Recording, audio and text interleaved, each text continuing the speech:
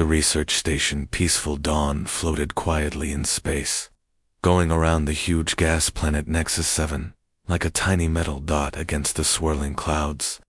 Inside the station, Chief Researcher Vera felt her heart beating fast as she looked at the flashing red lights on her control panel. Everything was going wrong at once. The main power reactor that kept them alive had stopped working 3 hours ago. The backup systems were failing one by one. The air recyclers were making strange, grinding noises. The heating system was already shutting down, and she could feel the cold creeping through the metal walls. In less than 2 days, all 12 members of her research team would be dead. Vera's three-fingered hand shook slightly as she reached for the emergency beacon. This was supposed to be a simple research mission, studying the strange energy readings from Nexus 7. They were scientists, not soldiers. They had never expected anything like this to happen. Emergency beacon activated. She called out to her crew, trying to keep her voice steady. "I've sent out a standard distress call on all galactic frequencies. According to protocol, a rescue ship should reach us within 24 hours. Her assistant Krell looked up from where he was trying to fix the air recycler with basic tools. "What kind of ship will they send?" "Probably a small medical transport with some repair equipment," Vera replied, checking the beacon's transmission status. "Maybe a crew of 4 or 5. Standard rescue operations are usually pretty simple." Around the station, her small team continued their desperate attempts to keep the life support running. They were teachers and researchers, not engineers. None of them really knew how to fix the complex systems that kept them breathing. As the hours passed, Vera kept checking the long-range sensors for any sign of their rescue ship. When the sensors finally detected something approaching, she felt relief wash over her. Help was coming. But as the shapes on her screen became clearer, her relief turned to confusion, then to fear. What dropped out of hyperspace wasn't a small rescue ship. It was a battle fleet. The destroyer Soul's Hammer came first, its hull bristling with weapon systems and armor plating. Behind it came 2 massive aircraft carriers, Busan Thunder and Incheon Fury, each one bigger than most space stations. And bringing up the rear was something that looked more like a flying city than a hospital ship, the enormous medical vessel, Gwangju Mercy. Inside the command bridge of Soul's Hammer, Admiral Giwan studied the alien research station through his viewport. It looked small and helpless, but he had learned never to trust appearances. On Earth, distress calls were often tricks used by pirates and enemy forces to lure rescue ships into traps. All ships maintain battle readiness. He ordered his fleet. "Deploy standard rescue formation. Shields up, weapons ready. We treat this as a potential hostile situation until we know otherwise." Back on Peaceful Dawn, Vera stared at her sensors in complete shock. The human response to their simple distress call was enough military power to conquer a small planet. She had asked for a mechanic and gotten an invasion force. Captain Minho stood on the bridge of Soul's Hammer, watching the green dots and red lines dance across his tactical screen. Every weapon system on his ship had automatically locked onto the alien research station. The computer was showing him exactly where to aim for maximum damage: the reactor core, the life support systems, the communication arrays. "Admiral," he reported, keeping his voice calm and professional, "our scans show the station has no shields, no weapon systems, and no military equipment. It looks like a basic civilian research facility. 12 life forms aboard, all showing signs of distress." Admiral Jiwan didn't take his eyes off the view screen. The alien station looked innocent enough. Just a small collection of connected modules with solar panels and communication dishes. But he had been fighting in space for 20 years, and he knew how quickly innocent-looking things could turn deadly. "Keep all weapons targeted," he ordered. "Battle stations remain active." In human space, Captain, distress calls are the oldest trick in the book. Pirates use fake emergencies to lure rescue ships into ambushes. Enemy forces send distress signals to draw our fleets away from important targets. We've lost too many good people to trust anything at face value. Meanwhile, inside the research station Peaceful Dawn, Vera felt her blood turn to ice as she watched the human ships position themselves around her station. Through the small observation window, she could actually see the massive gun barrels, turning to point directly at them. "By the ancestors," she whispered, her voice barely audible. "They're not here to rescue us. They're going to destroy us." Her communications officer Tex was frantically working at his control panel, his normally steady hands shaking as he tried to make sense of the signals coming from the human fleet. "Ma'am, I'm picking up their radio chatter. This isn't rescue. Protocol. They're using military attack formations and combat frequencies." The largest human ship, the one called Gwangju Mercy, was moving into position directly above them. Despite its name suggesting medical purposes, it was bristling with enough firepower to level a city. The two aircraft carriers had deployed in flanking positions, ready to launch fighter craft at a moment's notice. "They think we're enemies," Vera realized with growing panic. "They think this is some kind of trap." Around the bridge, her small research team watched in terror as the human fleet completed what was clearly a battle formation. They had called for help, and instead of salvation, they had brought Judgment Day to their doorstep. Tess looked up from his communication station, his face pale with fear.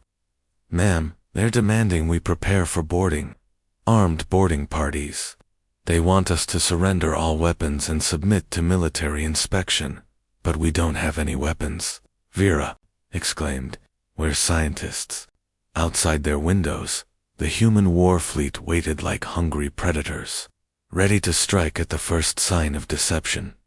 Dr. Sunwoo walked through the medical bay of the massive hospital ship, Gwangju Mercy, checking her tablet as her team prepared for what they expected would be a nightmare scenario. Around her, dozens of medical staff were setting up equipment that looked more like military hardware than hospital gear. "Decontamination chambers ready," called out Nurse Jie as she tested the chemical scrubbers that would clean any dangerous substances off incoming patients. "Biohazard suits are prepared for the entire medical team." "Good," Dr. Sunwoo replied, making notes on her tablet. "What about the trauma units?" "We have beds ready for 50 critical patients," reported medical technician Dong Yoon. "Emergency. Surgery bays are prepped for chemical burns, radiation poisoning, and unknown alien toxins. We also have isolation chambers in case we're dealing with biological weapons." This was standard procedure for any distress call response in human space. When someone called for help, it usually meant they were under attack, poisoned, infected with deadly diseases, or trapped in some kind of chemical disaster. The medical teams always prepared for the absolute worst-case scenario. Dr. Sunwoo addressed her entire staff over the intercom system. "Listen carefully, everyone. We're about to make contact with an unknown alien species. We have no idea what diseases they might carry, what kind of atmosphere they breathe, or what weapons their attackers might have used against them. Follow full contamination protocols. Assume everything is toxic until proven otherwise." Meanwhile, back on the research station, Vera had finally managed to get the communication system working properly. She could now talk directly to the human fleet, though she wasn't sure if that was going to make things better or worse. "Human vessels," she broadcast, trying to keep her voice calm. "This is Chief Researcher Vera of the Kalthari Science Institute. We are a peaceful research station. Our reactor has failed, and our life support is running out. We only need basic mechanical assistance. Why have you brought military ships?" Commander Hunwoo, the human officer in charge of first contact situations, received her message with genuine confusion.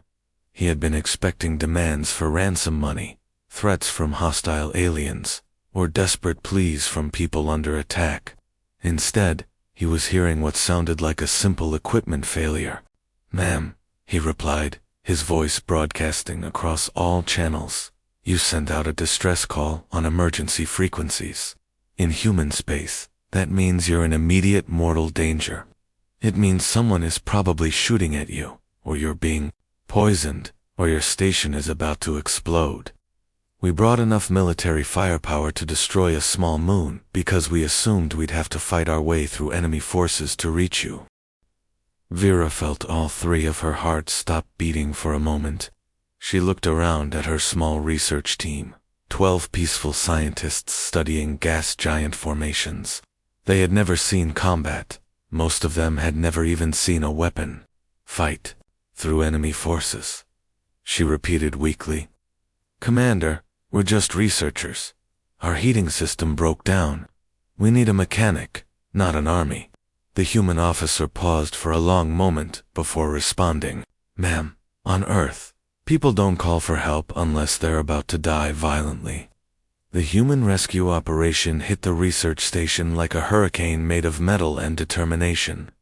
Combat Engineer Daeyun didn't bother with the station's small, delicate docking port that was designed for gentle supply ships.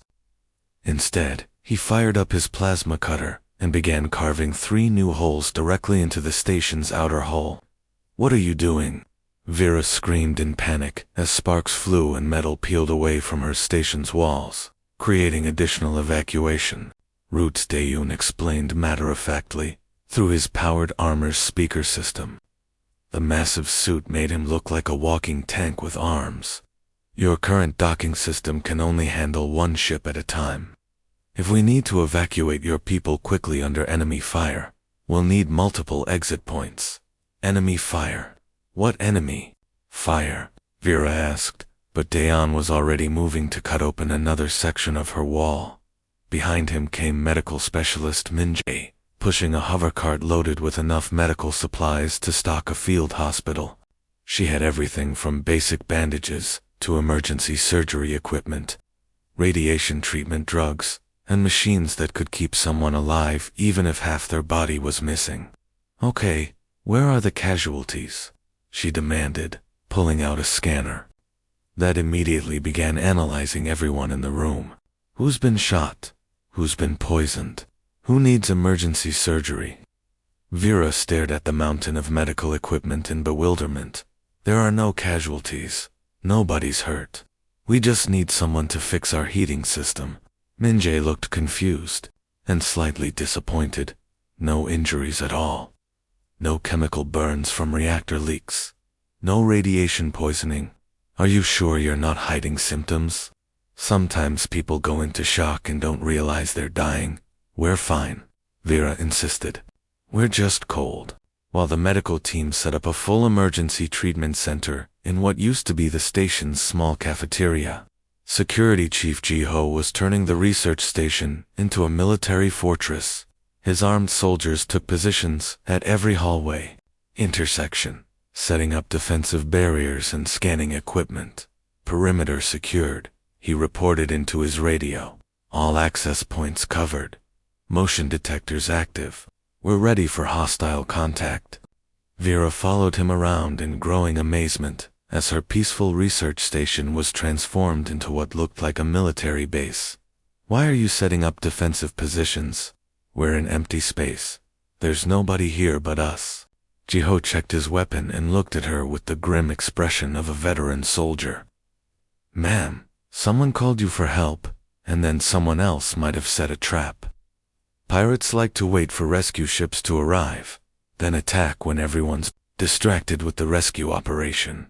But nobody called us for help," Vera protested. "We called you for help." "Exactly," Ji-ho nodded seriously, "which means the enemies who disabled your station might still be nearby, waiting to see who responds to your distress call. When they see our fleet, they'll probably attack. That's why we need these defensive positions." Vera felt dizzy. Our reactor just broke down. It wasn't sabotage. It wasn't an attack. It's just old equipment that finally stopped working. Ji-ho patted her shoulder sympathetically. "That's what they want you to think, ma'am." Dr. Sunwoo sat comfortably in what used to be the research station's quiet, meeting room where the alien scientists would discuss their daily work. Now it looked like a medical center ready for a major disaster. Hospital beds lined the walls, surgical equipment hummed quietly in the corner, and monitors beeped steadily, even though there were no patients to monitor. "I really don't understand why you seem so upset," Dr. Sunwoo said, sipping from a cup of hot coffee that her team had brought from the ship. "You sent out a distress signal, asking for help. We received your message, and we brought help. Everything is working exactly as it should." Vera sat across from her, still trying to process everything that had happened in the last few hours.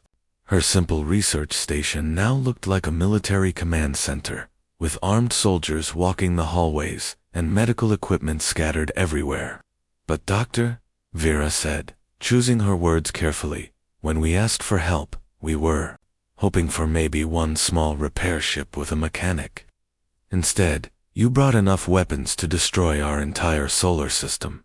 Why do medical people need so many guns?" Dr. Sunwoo looked genuinely puzzled by the question. "Because medical personnel, who go into dangerous situations without proper protection, usually end up dead," she explained, as if this should be obvious to everyone. "On Earth, we learned this lesson the hard way many centuries ago. If you send doctors and nurses to help people without sending soldiers to protect them, you just end up with more casualties." She pulled out a small device that projected images in the air between them. "Look at these historical records from Earth. Medical teams trying to help. Earthquake victims get attacked by desperate survivors fighting over supplies. Rescue workers trying to reach plane crash sites get shot by criminals who want to loot the wreckage. Even simple ambulance calls sometimes turn into gunfights when they arrive in bad neighborhoods." Vera watched the disturbing images with growing horror. "Your planet sounds like a nightmare." "It can be," Dr. Sunwoo admitted. "That's why we always assume the worst-case scenario. Better to bring too much firepower and not need it, than to bring too little and watch good people die." Through the station's observation window, Vera could see human engineers working on the outside of her station. They had attached massive new equipment that made her small research facility look like it was wearing armor. "We really just needed our heating system repaired," she said weakly. Dr. Sunwoo's face lit up with pride. "And now you'll never have heating problems again. Our engineers are installing backup reactors, emergency power systems, and defensive energy shields. If your main power fails, the backup kicks in automatically. If the backup fails, the emergency system activates. And if someone tries to attack your station, the shields will protect you while the automated defense guns scare them away." "Defense guns," Vera squeaked. "Just small ones," Dr. Sunwoo assured her. "Barely powerful enough to destroy a battleship. Completely safe for research work." Vera put her head in her hands and wondered what she had done. Chief Engineer Young-ho stood in what remained of the research station's engine room, shaking his head in disbelief. Tools and broken equipment parts were scattered everywhere around his feet. The alien reactor that had powered the station looked like something his grandfather might have built in his garage 50 years ago. "Admiral," he said into his radio, trying to find polite words for what he was seeing. "The Kelthari technology is extremely basic. This entire power system is held together by hope and prayer. Everything depends on one single reactor, and when it breaks, the whole station dies. There are no backup systems, no safety protocols, no emergency procedures." Admiral Ji-won's voice crackled back through the speaker. "Just fix whatever's broken, Chief. We need to get these people operational again." Young-ho looked around at the primitive equipment inside. "Sir, I can't just fix this mess. What they have here isn't a power system, it's a disaster waiting to happen. Asking me to repair this would be like asking a doctor to heal a severed arm with a small bandage. The only real solution is to throw it all away and start over with proper equipment." "Then do that," the Admiral replied. "Whatever it takes." 3 hours later, the research station Peaceful Dawn looked like it had been invaded by technology from the future. Chief Engineer Young-ho and his team had ripped out every piece of the old power system and replaced it with equipment that could have powered a small city. Military-grade fusion reactors installed and operational, reported Engineer Sujin as she connected the final power cables. Triple redundancy systems active. Emergency power backup systems will keep this station running for at least 5 years, even if everything else fails. Vera watched in growing alarm as her simple research station was transformed into something that looked more like a fortress than a laboratory. "This is getting completely out of hand," she protested. "We just wanted our heater fixed. Now you're installing equipment that's more powerful than our entire planet's main power grid." Engineer Sujin looked up from where she was mounting what appeared to be a weapon control system on the wall. "Ma'am, these aren't weapons. These are standard safety features that every responsible station should have. Those look like targeting computers for missiles." Vera pointed at the new screens and controls. "Well, yes," Sujin admitted cheerfully. "But they're multi-purpose systems. They can target asteroids that might hit your station, clear away dangerous space debris, send emergency signals to passing ships, and provide early warning if pirates or hostile forces approach your area. We've been operating in this location for 15 years, Vera said desperately. We have never been attacked by pirates. We have never been hit by asteroids. We've never had any dangerous situations at all. Sujin finished installing the targeting system and tested it by locking onto a distant piece of space junk. That's fantastic news, ma'am. But now you're prepared for anything that might happen. Better to have military-grade defensive capabilities and never need them than to need them and not have them. Vera looked out the window at her transformed station and realized that her quiet research facility had accidentally become one of the most heavily armed locations in the galaxy. The story of what happened at the Peaceful Dawn research station spread through the galaxy faster than light-speed communication networks could carry it. Within days, every major civilization had heard about the humans and their idea of a simple rescue operation in the crystal towers of the Draxi Confederation. Council leader Nex sat in his floating chair, reading the intelligence report with 3 of his 4 eyes, while the 4th eye stared in disbelief at the attached photographs. "Let me make sure I understand this correctly," he said to his aide, his voice getting higher with each word. 12 alien researchers had a power failure, a basic equipment breakdown, and the humans responded by sending an entire military battle fleet with enough destructive power to glass an entire continent. His aide, a nervous young Draxi named Klix, nodded reluctantly. "That's correct, sir. 3 destroyers, 2 aircraft carriers, and a hospital ship the size of a small moon. The humans call this their standard rescue protocol." "Standard?" Nex's voice cracked. "Their standard response to someone calling for help is to assume they're under attack by an enemy army." Similar conversations were happening all across the galaxy. In the trading halls of the Mercantile Union, business leaders were frantically updating their emergency procedures. Captain Arachan of the cargo ship Steady Prophet called his entire crew together for an emergency meeting. "Listen carefully," he told his mixed-species crew of traders and pilots. "We just received new company policy regarding emergency situations. Under no circumstances are we to request assistance from human vessels unless we are literally being shot at by pirates or invaded by a hostile military force." His co-pilot, a blue-skinned Zentari named Vel, raised her hand. "But Captain, what if we just need mechanical repairs or medical supplies?" "Then we call anyone except the humans," Captain Arichan replied firmly.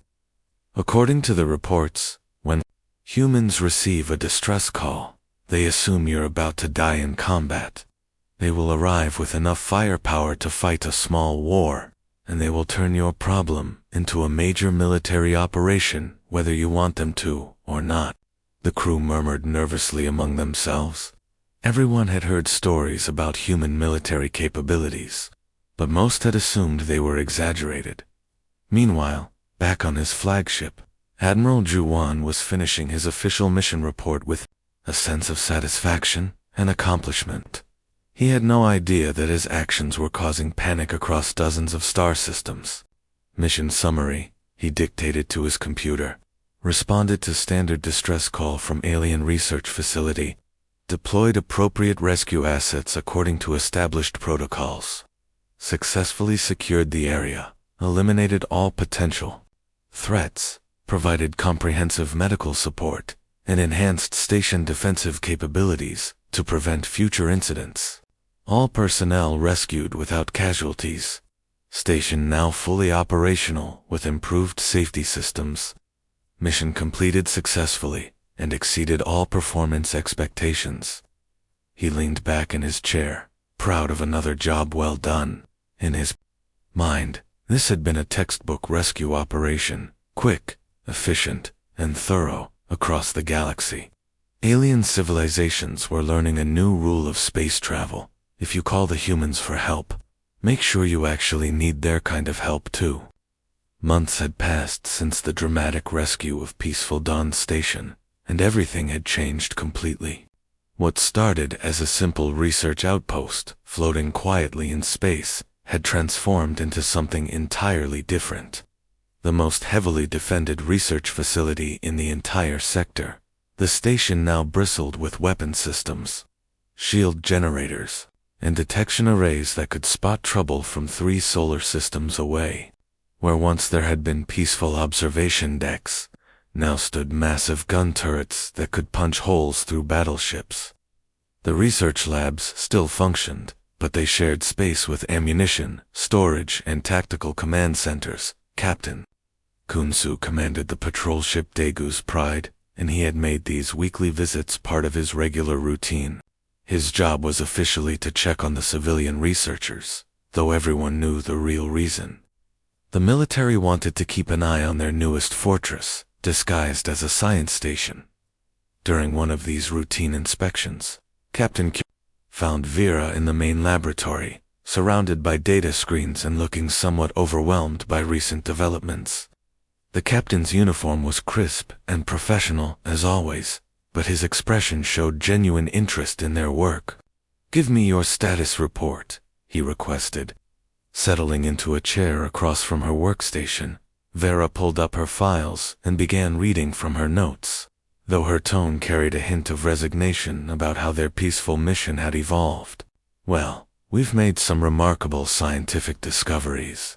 Our teams have identified 17 completely new mineral compounds that nobody has ever seen before. We've also successfully mapped 3 asteroid fields that weren't on any previous charts." She paused and glanced at another screen before continuing with obvious reluctance. "And yesterday we accidentally vaporized a small comet that wandered too close to our new defense grid. The automated systems identified it as a potential threat and eliminated it before anyone could override the targeting computer." Captain Kyung-soo's reaction was immediate approval. He nodded with satisfaction and made notes on his tablet. "Perfect. That proves the defense grid is working exactly as intended. The automated threat detection is performing within acceptable parameters." Word of Peaceful Dawn's transformation had spread quickly throughout the galaxy. Other alien species had begun sending carefully worded requests to human authorities, asking for similar safety consultations for their own facilities. Nobody wanted to directly ask for military protection, as that might trigger a massive human response they weren't prepared for. Instead, these requests were diplomatically phrased as routine maintenance visits or technical advisory services. The aliens had learned that humans took security very seriously, sometimes more seriously than the original owners of the facilities being protected. This new arrangement had become the standard operating procedure across human space. 6 months had passed since the transformation of Peaceful Dawn, and the galaxy was about to witness exactly why having humans as protectors was both a blessing and a terrifying reality for anyone with hostile intentions. The Raxani pirates had built their reputation on quick strikes against poorly defended targets. They specialized in hitting trading stations and research outposts that couldn't fight back effectively. Their latest target seemed perfect: the Kelos trading hub, a small commercial station orbiting peacefully in Kelthari space with minimal security systems. Captain Grex commanded the Raxani fleet with confidence, born from dozens of successful raids. His ships approached the trading hub expecting the usual scenario: frightened merchants, panicked civilians, and a quick surrender followed by profitable looting. The station looked exactly like what they wanted: lightly armed, primarily focused on commerce, and far from any major military presence.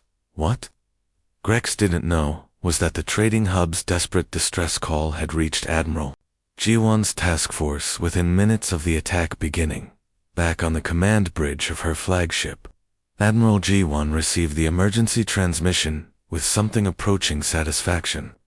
Her communications officer relayed the details of the pirate attack, and for the first time in months, the Admiral's expression showed genuine interest. "Pirates attacking a civilian station?" she asked, reviewing the tactical data streaming across her displays.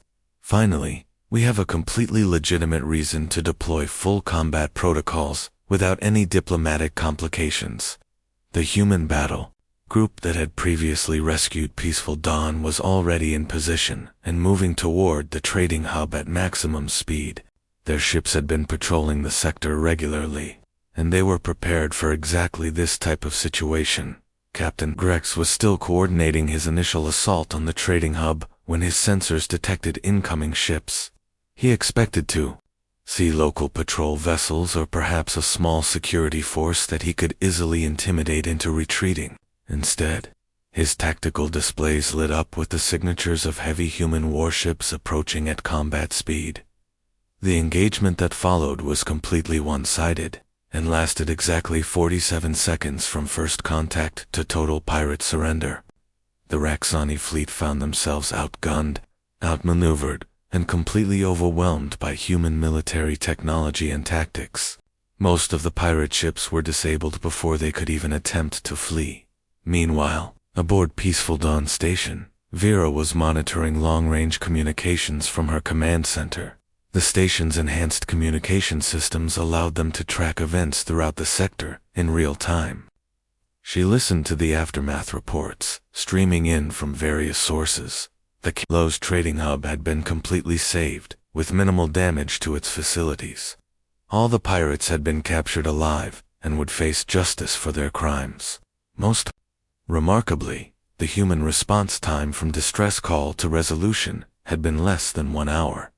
Vera found herself reassessing their situation as she processed this information.